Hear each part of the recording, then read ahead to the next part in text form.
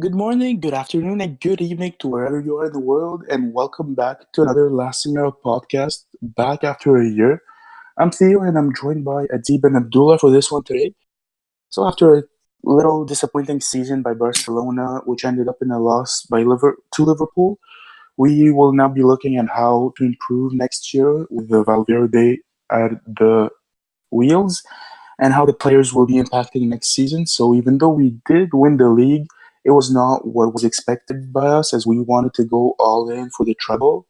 So we will be discussing how Valverde can improve that if he was to stay and how future players and current ones can improve, eventually finishing up. So how are you guys doing? Not bad, not bad. Excited to share some opinions throughout this podcast. Alrighty, so as you know, Valverde was kind of disappointed last season with that bottling to Roma. If you we probably can agree, after winning 4-1 and losing 3-0, we actually we're kind of hoping for a bounce back, and it kind of seemed to be happening until that other bottling to Liverpool with that 3-0 loss. So, in general, with Valverde, at one point this season, I did think he was learning from his mistakes, but the fact that he was doing somewhat of a rotation, but rotations weren't the only thing which he needed to improve on from last season. I guess I just do the agree over on that. I guess just the overall play as well, against small sides, we are getting more dominated than we usually do, right? There are countless games this season and even last season where against much weaker opposition, we looked like vulnerable for various periods of the match. Like an example would be this season against Levante, where I guess winning the title on that day really sugarcoated the like how hard that game actually was. And if it wasn't for Messi, we wouldn't have won the league on that day. So um, I guess that's one thing about Valverde as well. I mean, um, I do agree with you on that, and I don't know if you remember that Villarreal game. We were seemingly in control for like the first 15 minutes, and it went to complete shambles where we like took 5 goals unanswered, 4 goals sorry unanswered, and still managed to come back. It does say a lot about how Valverde is managing this team, and I don't know. It kind of seemed that in February and March, it seemed kind of promising. Like he was doing some progress. He was like actually rotating quite well enough, but then that Liverpool match came and it all faded away as if everything he's done just kind of went useless, and it was kind of disappointing. I don't know if you can agree on that. no, I agree definitely with both. agree. Yeah. No, go ahead, Abdullah. I agree with both of you on part of that, but I think that there's a bigger issue we're not looking at, and it's the fact that Valverde, before, like, despite the humiliations from Roma and Liverpool, what he's been giving us is not satisfactory.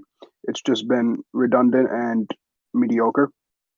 Mm-hmm. I think last season when we played with the 4-4-2, we were a bit more stable defensively. And I actually enjoyed. I didn't enjoy the way we played, but I thought the campaign itself in the league was pretty good. This season, I don't like how we're playing. We switched to a 4-3-3, which we all wanted, but you can see that we lose the defensive stability as long with Valverde in charge. I think the 4-3-3 really doesn't fit with what he does and the cowardice that comes with him.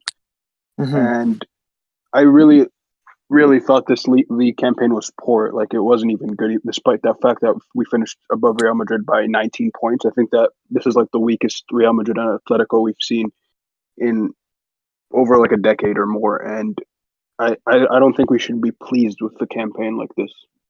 Yeah, at the same time, that's one thing we have to remember. Like, no one really challenged us for the league, right? Exactly. If say maybe a year or two ago, if it were the Madrid side from 2 years ago, I don't Mm-hmm. think we would have won the league, and I think we could have been blown out. We were lucky. Absolutely. We were lucky in that sense that there was no genuine challenge Yeah, no, Mm-hmm. absolutely for agree the on that title. point. And the only credit I will give Valverde for his managerial stint so far would be the first, I guess, half of the first season when we didn't have Coutinho and Dembele was not fit. For what he Yeah. had on the table, he dealt with pretty well playing with that 4-4-2. But then when Coutinho and Dembele come in January, he didn't really utilize those options well. And to this date, he hasn't convinced me since then. So, Yeah, no, totally. And Do you well, think? basically, I know that Valverde, like, yeah, he wasn't great of a manager this year and last year. But what do you think about like the impact that it has actually on players? You know that yeah, sure, the manager is to blame, and maybe we can say that the players are to blame. Or how are players impacted by the fact that like it's because losing in a UCL match like that after winning 3-0, losing 4-0, it's kind of it really hurts you in the morale and how you're going to perform in future games. So how does it impact the players and actually the manager himself? How do you think they feel and how do they react to that? I I think mean, the from the danger. yeah, go ahead, go ahead. No, sure, sure. Go ahead, Adeeb. I mean, brief thing from the players' point of view, you could tell there are some players who are actually affected by this, like the likes of like Ter Stegen, Vidal, obviously Messi for sure. I mean, he was the main guy for us in the Champions League, more so this season than any recent seasons. And at the same time, like you could even add PK to that, but then you have other players who are just really comfortable with Valverde, and they know there isn't really any repercussions for them for even blowing this 4-0 lead. The likes of Suárez, Rakitic, and Alba are pretty comfortable still, even after messing up for the second year in a row. And that mentality would not have been tolerated, say, 3-4 years ago, with the likes of Enrique, even Pep, and even Tito, for example, right? Like, Mm-hmm. some of these players would be on the bench. And like an example was with Alba under Enrique, right? You know, he Mm-hmm. started messing Yeah, no, up a totally. bit, and then Enrique put him on the bench. And we need something like that. Like Valverde is not, I guess, he's not entitled to make a move like that. Not entitled. He's just too much of a coward. And You Exactly. I think agree with so? you 100% on that. yeah, He's a like So danger you, to the structure itself. He his presence normalizes the humiliations. Like last year, we thought it would be just a one-time thing. This is impossible to happen again. But you can clearly see that him being there and him not being affected by these results enables the players to get more comfortable and unbothered by this. And it's very, very clear this season with like Rakitic and even Suarez. yeah, exactly. Like you would, and this year, in my opinion, is worse than last year because although last yes, year was bad, Roma did have that away goal. Mm-hmm. But yeah. this year, there was no away goal. And at the same time, just how we lost was, I think, a lot more worse. Like, we were completely outplayed. And in my opinion, even in the first leg, we were outplayed to a certain extent. If it And weren't whom for we lost Messi. to. Yeah. And whom we lost It's, to, you have to consider that. You're talking about a team that doesn't have its star players like Firmino, like Salah, like Keita, and I think there was even more. But the fact yeah. itself that you lose to a team that Origi is um, their main man, there's a problem with that. There's a big problem. And Yeah, Robertson no. got injured at the end of the first Exactly. half. Yeah. And Mm-hmm. they scored 3 in the second. Like, just stuff like that cannot be happening, right? Like, Mm-hmm. and we had the chances to kill it off. Like, I think Coutinho, Suarez, and Alba all had really good shouts at goal to at Mm-hmm. least get that one away goal, which would have finished us. Like, I don't see the point of blaming Dembele for that miss in the first leg. Yeah, it doesn't because even if we scored 4-0, Liverpool would have scored 5. We were just that bad. Yeah, like things need to change like drastically over the summer, but the way the board has handled it and how Valverde has come out in his press conferences, Mm-hmm. I'm trying to like I think we're gonna see more or less the same next season. Honestly, If Yeah, yeah, I do agree with definitely. you on that point. Like, and that's actually a great transition because how does the board see how Valverde is performing? It's as if they don't really care. And he did a mistake last year. He didn't improve this year. And yeah, we can actually agree that he's a small mentality coach and he doesn't maybe learn from his mistakes. He's afraid of benching his star players out of like maybe he's too afraid to lose, even unimportant matches. And a small mentality coach. We do want to see a replacement, and like honestly, I don't. It's really tough in this pool of managers now to see who would be the ideal replacement. So, who do you think if Valverde was to be sacked or to leave, whichever, who would you rather see as a new coach for us? And honestly, why? Like this is the most, I would say, interesting question because we want to know like what's the reasoning behind actually assigning a new coach and how would he improve our current team. I mean, I didn't. So your question was, who would you want as a replacement for Valverde? Basically, yeah, exactly. It's a pretty, it's not an easy question, and it's because there's so many managers to choose from, but it's like there's so much at stake with a club like Barcelona. I mean, I haven't really been like, I know the speculation of possibly like Setien and like other big names popping up, and I don't watch those managers week in week out as much as I do with like say Pep or Valverde because Barcelona. But the way Valverde is leading it right now, I think like this might be a bit too simple, but I think any name other than Valverde, based off the options present, like with the rumors, would be a better fit than Valverde in my opinion. Like it's Yeah, I think just no, go ahead. I there's didn't a know lot what. of names. I think the problem with Valverde isn't.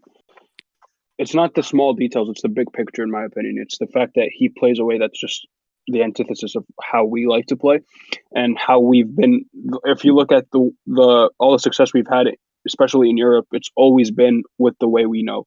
I think Xavi went out in an interview and said it last time. If you want to come back and win those trophies, you can have to go back and play that way.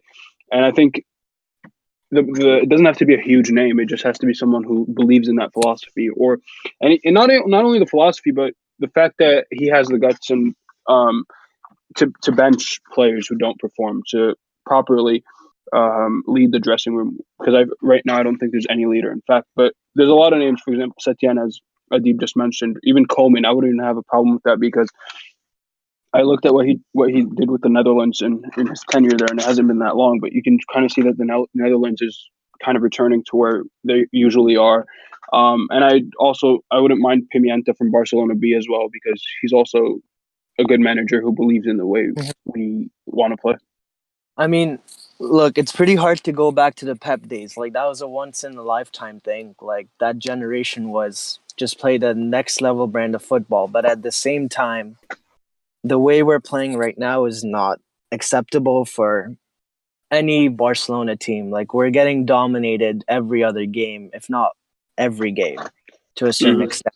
So as long like under Luis Enrique in the first season, I wasn't the biggest fan of him towards the end of his managerial stint at us, but you know, his football was to a certain extent like appealing for a good like chunk of the first season towards the end and the start of his like second season. Like Yeah, I think he just messed up big time in the third season, and it was a yeah, lot due to the quality of the players that were there, in my opinion.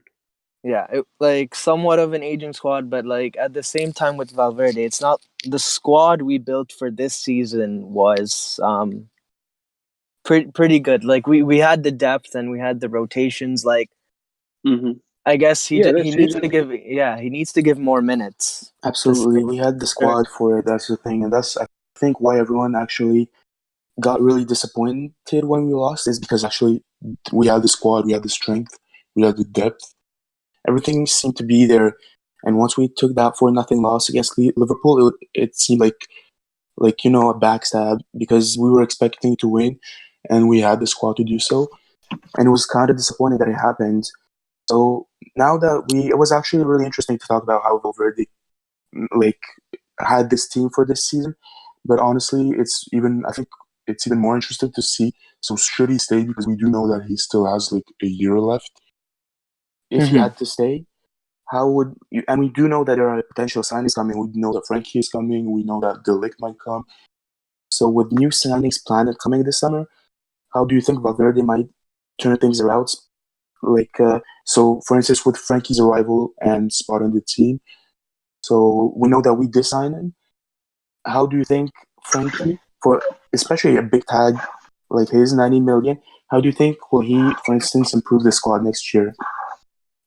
The thing with Frenkie is a lot of people are saying that he could potentially replace Busquets, but the way I've seen it this season, that Busquets cannot leave our starting 11 if we want to do well, like during the season. Like you've noticed, like the games without Busquets, we lack any sort of like I guess stability in our midfield.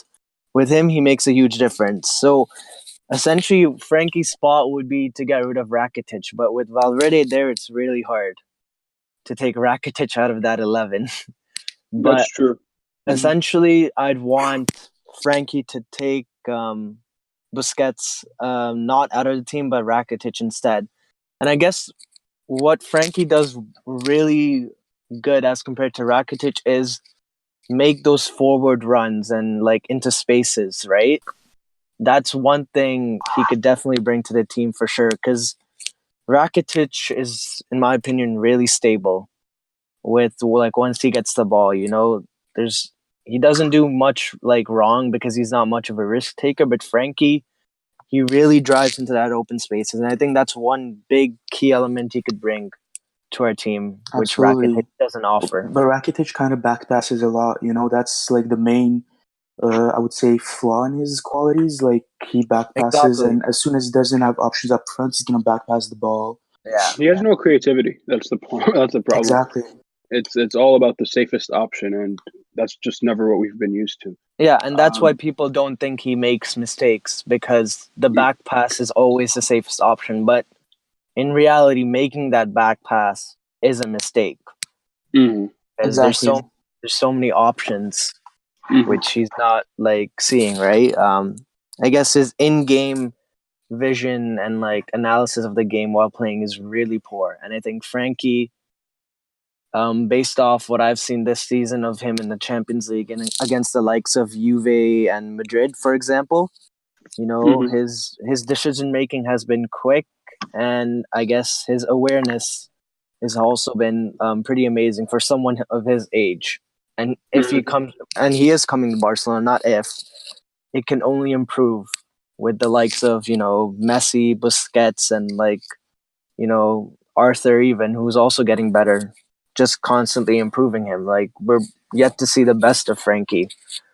Hmm. Yeah, I agree with you. I see him as an instrumental signing, but I see him as one for the future. I don't think that Valverde will have him as a starter next season, whether it's for Busi or Rakitic. I think it'll stay the same, but I think he'll just become a long-term substitute because I don't see him changing the 4-3-3 that he's used this season. But I do see him as Busquets as a replacement over the long term, over like the next few years, but not next season. I agree with you on that. And ideally, though, if Valverde leaves or if something happens and he's not there, I would want to see him, like Adeep said, instead of Rakitic because he's very good at shielding the ball, very press resistant. He has a better pass accuracy because he moves forward more. He's better defensively even as well. Like you could see on with Ajax, the amount of players that surge forward and he's the one who stays back and covers the entire area defensively is just remarkable. He also accelerates forward better than Rakitic. I think he's overall a much better player than Rakitic, and we can all agree on that. But Oh yeah, absolutely. with He's a very Valverde, well it's always player. about the safest choice. Mm-hmm. That's unfortunate. Yeah, he's gonna most likely go with the safest option, as you said. And as you guys both said, he's a very well-rounded and versatile player. And I don't know, it will be really interesting to see how he'll fit in the system. You think that like his transfer fee of 90 million euros for someone who's only 21 years old and played in the Dutch league only, so is kind of yet to prove himself. Is it worth in the long run, or is it a risk worth taking? I think I think it's worth it. Frenkie. I think it's worth it based off what we've seen this season. I knew he was good when we signed him in January, but what he did in the knockout stages further made me like realize how much more better he is than I guess not only me but a lot of us thought like how good he is, right? I guess the knockout stages really proved it even more. And it's not like that Ajax team won by fluke, you know. They all contributed and they properly beat the likes of Madrid and Juve, and Frenkie was instrumental to like those two ties. And so in my opinion, I think it's worth it for the long run. 90 million in today's market, based off how the market's going, for a 21-year-old isn't a bad deal at all, right? And if the price tag is the reason he starts, I'm fine with that, because Coutinho has been starting mainly because of his price tag, I think, you know. And if that gives De Jong the opportunities, then I'm all for that, you know. Yeah, I agree with you. I don't watch the Eredivisie a lot, so I didn't know Frankie's like true quality because I don't just watch the league that much. But I think his time in the Champions League with Ajax, it really he was very bright, and you can tell that he has the quality to succeed here despite the price tag. And also under Koeman, for Haaland, you could also see the improvement of him specifically, but the whole team in general. And but as Adeeb mentioned, I think the games against Juve and Madrid and all that, they really helped cement his place, in my opinion. Just for me, in terms of the price tag, I don't think, and I also don't think that he's the type to be affected by the price tag. I think, for example, Dembele, when he first arrived, you could see that there's a lot of stress just because of the 150 million that were paid for him. But I don't think that would affect De Jong in the same way. Yeah, no, I do agree with you both. Actually, it does seem like a big price tag, but in the current market, 90 million for someone who's that promising is kind of not really a gamble, but rather actually it's 50-50, right? But with the way, as you guys said, Frankie has been playing, especially in this Champions League against teams like Juve and Madrid, honestly says a lot about how he's gonna actually perform in the future, and it actually is kind of exciting.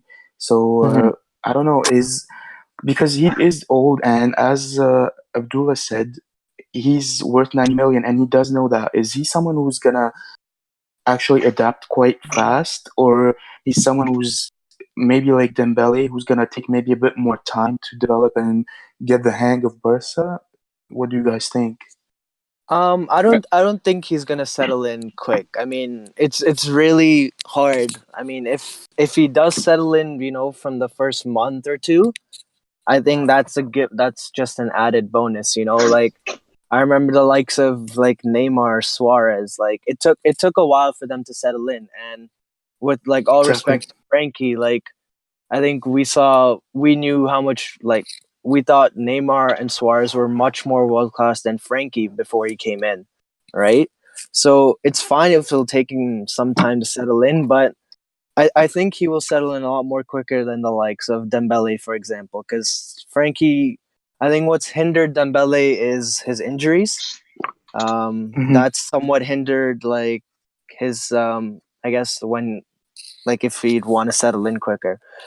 Based off what I know, Frenkie isn't as injury prone, so I think that will help him too. But I don't expect him to settle in quickly. But I wouldn't say maybe a season or two. Like maybe I'd say the around Next season. January, like maybe next season. But the way he plays, and if he gets the right amount of playing time under Valverde consistently, you know, he could be ready. Like say by January. You know, fully integrated into this team based off what Hopefully. I've yeah, hopefully. I agree. I don't think it'll be instantaneous like a lot of us expect it'll be. It'll take some time. But again, I don't think that's just due to his quality, but due to Valverde being the person coaching him. That puts a lot on the player because he's not used to playing that way. If it was another coach, if it was Setien, for example, I'd say he'd adapt and instantaneously like some players do, like Arthur did. I think we were all surprised by how quick he was when he jumped into the side, even though Valverde was the one coaching it. But overall, I do see him as a signing that will take a little bit of time, like Adeeb said, maybe a few months. But I think that's all fine when you're buying a player that's 21 years old. Yeah, Definitely. exactly. Like Then there's so much to expect from him, honestly. like it's not like the likes of Griezmann we're trying to sign where it isn't much of a long-term investment. So Griezmann in general would have to, if we do sign him, would have to really get into the fold of this team pretty quick. While as with Frenkie, he's a midfielder, so he could even go into his 30s. So Frenkie is really there for the long term to improve, right? Like there's so much he has to learn and what he could learn. So with Frenkie, it's definitely like a long term investment where he has time to grow and learn. I don't even think there'll be any pressure on him, even if he doesn't adapt that quickly, because again, everyone knows that this player is staying at least a decade in this club. He is not leaving soon. And even if it takes a whole season, which I don't think it will, but I don't think it'll be a problem for anybody at the club. Absolutely. I'm honestly super excited to see him play for Barça and wear our shirt. It's something he looks like it's been his dream, he even said it. And he's actually a confirmed signing, and we have other signings that are lined up for the summer. So since he's a confirmed signing, we actually do know that Ligt has been in the rumors, and they're both kind of apparently super friends. So how do you think, how likely is Ligt to join Barca in the summer, considering that he has a really tough agent to deal with and his price tag might be kind of high too, in the 70s, 80s? I mean, if we're going to talk about the price tag again with Ligt, we could then talk about the whole Frenkie situation again. In today's market, he's even younger. He's 19, right? Yes. We're paying that price tag for a 19-year-old center back. Again, I wouldn't mind paying that much for the potential he's shown for someone who's just 19, right? The character he has, he's acting well beyond his years. So, I definitely don't mind the price tag. We're potentially going to pay for Ligt, and then I think at the end of the day, with all the rumors that because of his agent or whatnot, I think at the end of the day, I think it might just come down to Ligt. And based off what we're hearing, he definitely want to join us without a doubt. Yeah, I agree with you. I think it's a signing that you should look past the money on it because it'll be long term. My only problem with the Ligt signing is the not the transfer sum, but the money that'll be going to him, his salary and his agent's share, because this is something you're going to deal with every few years. It's not like the transfer sum where you pay the club once and that's it. You say bye and you don't see them again. But when you're dealing with someone like Raiola, and you know that this is a player you want to keep for a lot of years, like a decade or more, you have to really think to yourself how much of a problem this will be, because we see players like Pogba, for example, who there's no problem with Manchester United and Juventus, but there's always problems with contract renewals and all that. So that's the only thing I take into consideration with him.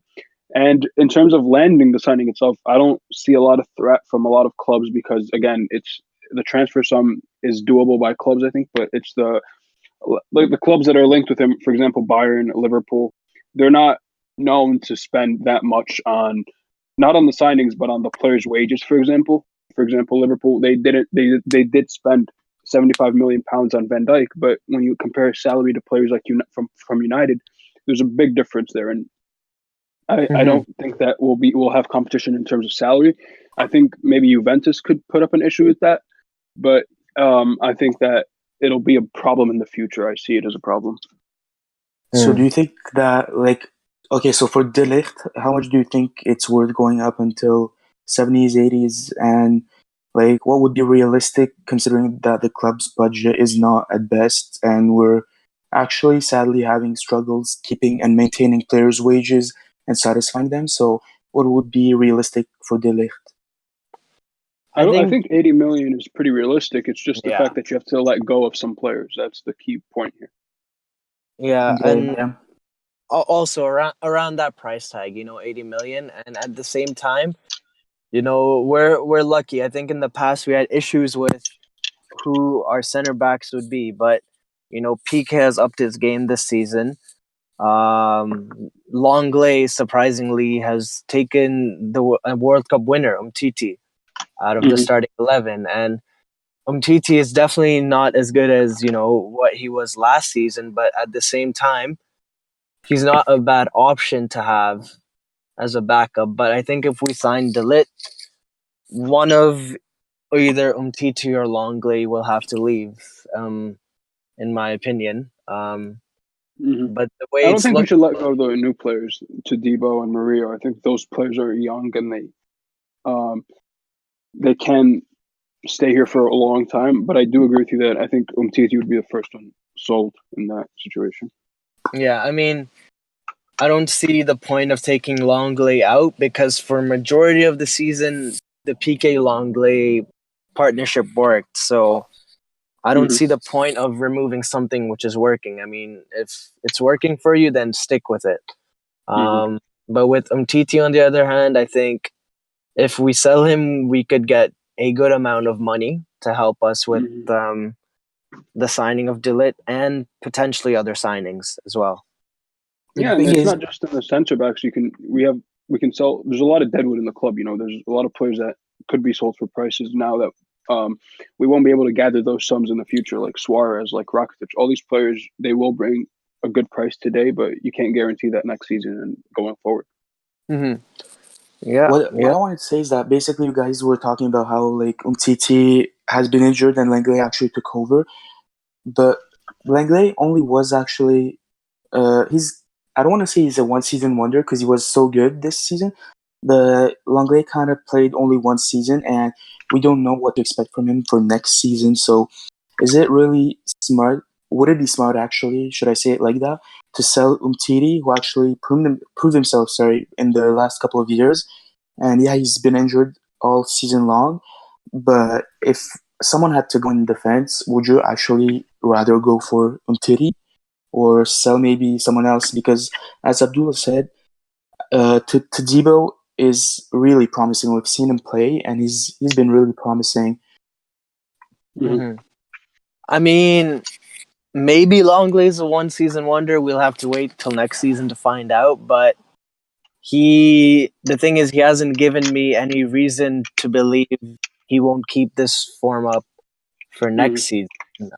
Just Mhm. yet. I mean, you look at the likes of other players who have been one season wonders. That's just been a one off season. I think even before Longley joined us last summer, he was having a good stint at Sevilla.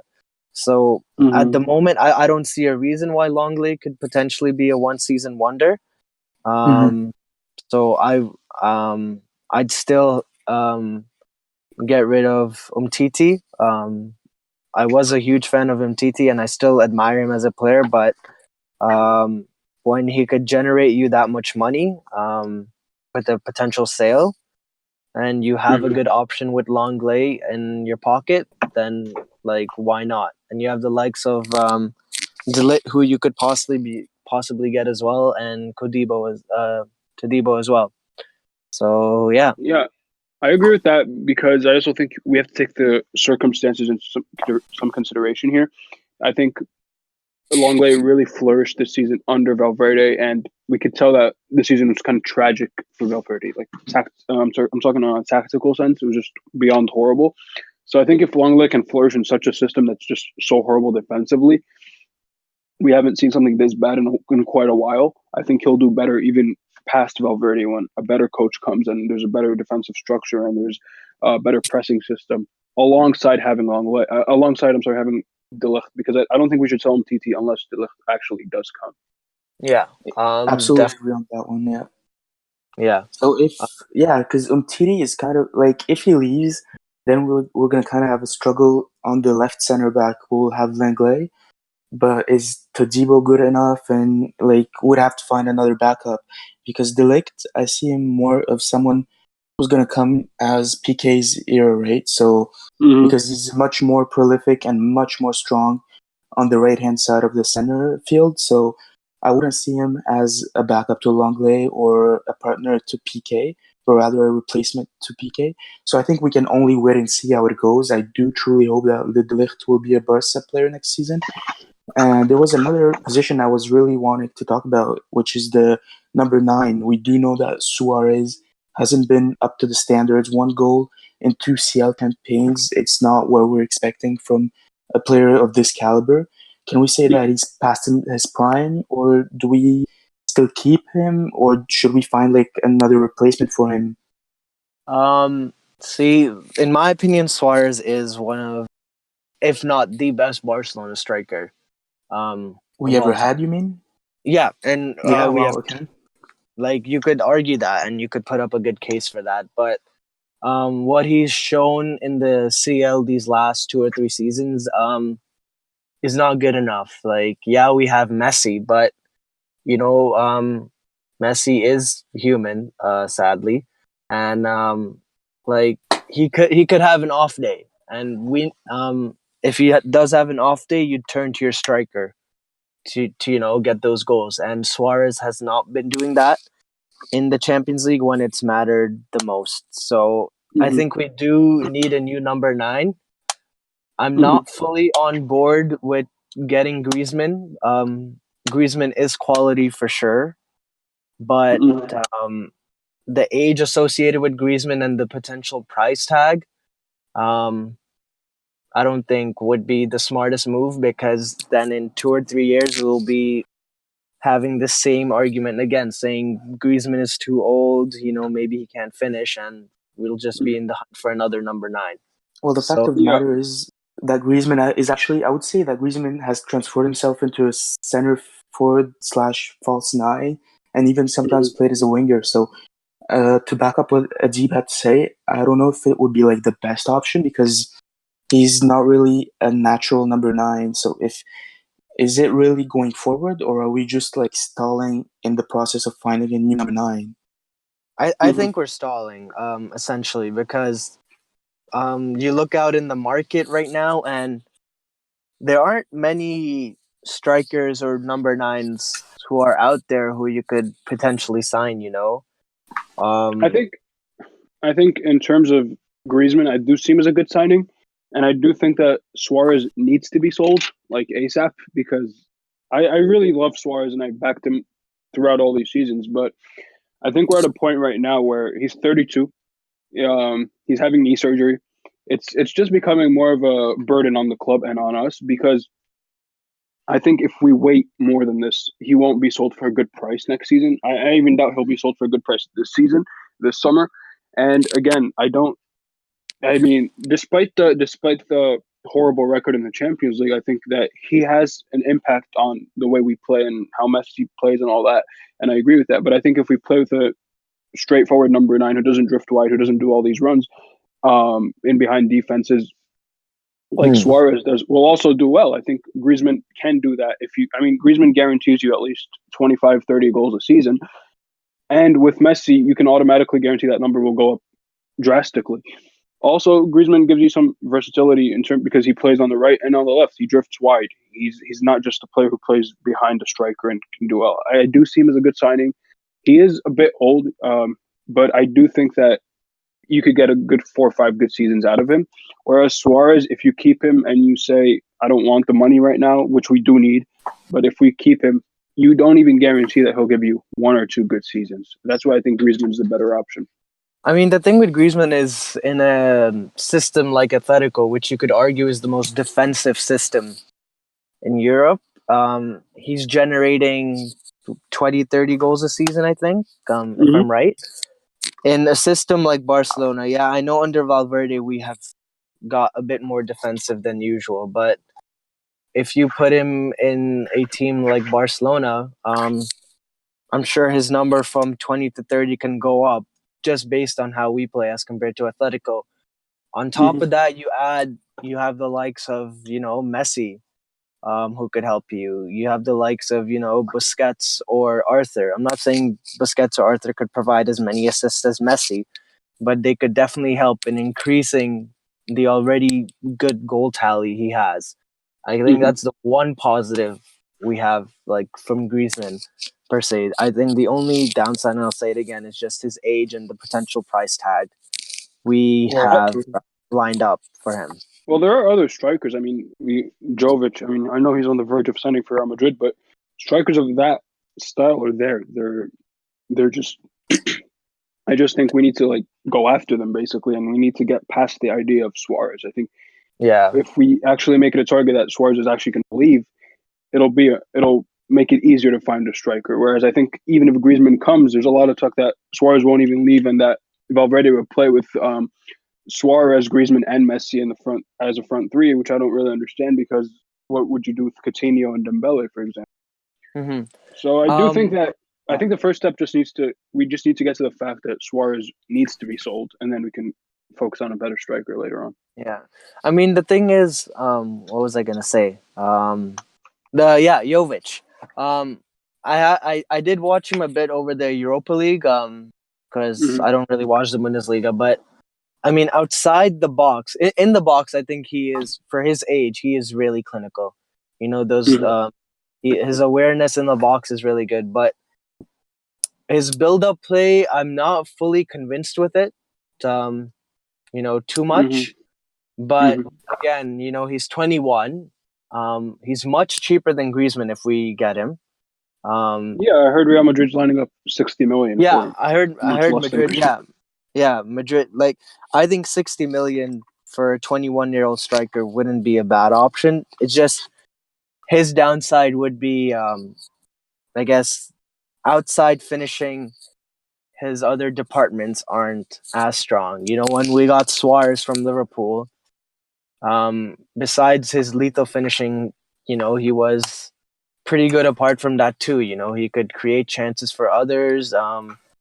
That's true, but he was 27 or 28 at the time. I mean, Jovic is that's true. 20 or 21. So I know. I do Jovic think that better. Exactly. there's potential there. Yeah. Yeah, no, Exactly. there's definitely potential. There's definitely potential in Jovic, like, no doubt. And like, it's similar to Frenkie. Like, Frenkie is amazing, Jovic is amazing, but if they both come, they could only get better at a club like Exactly. Barcelona, right? You're Because not there's buying so a much player to who's learn. 29 or something. Exactly. Yeah. Yeah, there's so much he could learn. So yeah. Exactly, absolutely. So basically, it would be honestly really interesting to see whether Barca go for the veteran Griezmann for experience or rather go for Jovic, because I did read some rumors that Jovic was actually going to be let go for not less than 80, 90 million. So it would be really interesting to see how we go with that, because we're not going to lie to each other. It is really an important matter to talk about because Suarez is 32. Yes, he's been a great striker to Barcelona. Yes, he's been excellent for us and been scoring 40 goals in Cristiano Ronaldo Messi era. But is it something he's going to continue doing? It's going to be honestly really hard to, like, I personally find it hard to believe he's going to continue like that next year. So Griezmann or Jovic or Timo Werner, it will be really interesting to see what Bartomeu and the team go after this summer. Do you have any other signings about, like, well, who you would think of or how could they improve our squad that we could go after this summer? I mean, one position that does come to mind for me is, I think we need a left back. I don't know what player per se, but I don't think Alba will get dropped next season, and I'm fine with that. Alba has had moments this season, like, not moments. He's had long periods this season where he has actually played well. But I think he needs some sort of competition in that Exactly. left He needs back a backup. position. Not only does he need competition, I think he needs rest. I think he played 36 out of 38 league games this season. Yeah, absolutely. That's really high. So he needs rest, but he needs It's competition. also in a campaign where there hasn't been any competition. So I can't imagine what would happen if there's actual real competition for the league. Yeah. So I think we need a left back. I know we've had the likes of, I think yesterday there was a report that, potentially Felipe Luis. I wouldn't start Felipe Luis, but I think Good backup. we could. Yeah. His price tag would be free because he's not signing a contract with Atleti. So I don't think Felipe Luis would be a bad option. Obviously not the best, but he needs some competition and he needs someone who could give him rest. So I think that's one position where we need a signing as well for sure. Mhm. I'd take a different route on that a little bit. I wouldn't sign someone who's older to challenge or Alba. I'd sign someone who's kind of younger who could stay 2 or 3 seasons, not on the bench, but just as a rotation player. And then, because Alba's 30, so give it 2 or 3 seasons, we can start to actually transform him more into like a substitute, and a better player takes his starting role. And I think even if you're gonna have to go back and to Grimaldo and pay a bigger fee to get him back, I think it's worth it because in a few years you'll actually really need him, and you'll spend that much money again to get someone of that quality. Absolutely, I do agree that the left back position would be interesting to go after, or maybe even we know that Silesen is leaving, so maybe a young goalkeeper, backup goalkeeper, maybe promote someone from Barça B. That'll be interesting to see from now on after how we'll proceed. So as our podcast is coming to an end, we did have some questions that the fans were meaning to ask. So the first one we got from a top fan is Coutinho's season was quite disappointing for someone who's worth $150 million. Sorry, euros. Mm-hmm. Should we give him another season or should we sell him? So what would you do? Do we give him a second chance or do we let go and move on from him? I would sell him. Yeah, no, it's actually a bit tricky. I mean, I wanted Coutinho more than anyone. I mean, I think maybe even you guys could agree with that. Definitely. Like we all really wanted him, not for just that one summer. I think 1 or 2 seasons. We really wanted Coutinho. I don't know if that's what's holding me back from saying sell him, but I was really disappointed with him this season. I think we should sell him. Yeah, I think there were two reasons why. Practicality. There were 2 reasons why he got a lot of playing time this season. One, his price tag, and 2, Dembele's constant injury situation. If it weren't for those 2 situations, I think he would mainly be on the bench. I think the smart move would be to sell him, because if we keep him and he does not improve next season, and he stays the same this season, it'll be much harder to sell him, say, in the winter window or the summer window. So I think the smart move would be to sell him. It hurts because I really wanted him to do well at this club, but he was given countless opportunities this season to show what he's worth, and he didn't do that. So I think it sucks, but I think we'd have to sell him. I think it's the wisest choice because just out of practicality, I mean, I was really fascinated with the signing in the beginning because of the name, and Coutinho's he's a big player and he still is, but he's a number 10. He was a number 10 at Liverpool. And when he came here, we were all arguing whether he'll be better as a left winger or as an interior. And he tried both and both just failed miserably. So I don't see a point of him being there unless you're going to play him as a number 10, where I'm sure he'll flourish. But the thing is, we have Messi there, and if you move Messi as a false 9 or a right wing, you lose a lot of that defensive structure that we have with the pivot. You're going to have to play with 2 center midfielders and a number 10. So I don't know how that would go in the future, and I definitely don't see Valverde trying any of that. So I just think the wisest option is to sell him while you could get a good price out of him from clubs like Chelsea or PSG. Yeah, Chelsea had him anyway. That's Chelsea has a transfer ban as well. Yeah. The thing is, if you guys are willing, I'm kind of actually, I don't know, 50-50 on this matter, because if we sell him, we're definitely losing a lot of money. I don't think he's going to go above 110, 120 million. And honestly, that's like a 40 million loss, 30, 40 million loss. But then Theo, it was actually 120 and 40 million in variables. I doubt we paid we paid barely a quarter of the variables. Yeah, he'll be going at a loss, but it won't be that drastic, I think. Whatever the price tag is, the way he's playing, we're not getting a profit. Whatever, we're not getting a profit. So there will be a loss. So it's rather to sell him. Sure. I do agree on that one. There's no point debating if it's going to be a loss or not. Yeah, it is a loss. It's going to be a loss for sure in terms of the profit. We'll do one last question before wrapping up. So the spending issue. We have signed many players for much more than their actual price tag, and I feel now we'll face a backlash of these moves as new signings for the summer are too costly or have been asking for crazy wages. So, what do you think of that? Can you repeat the question because you cut off?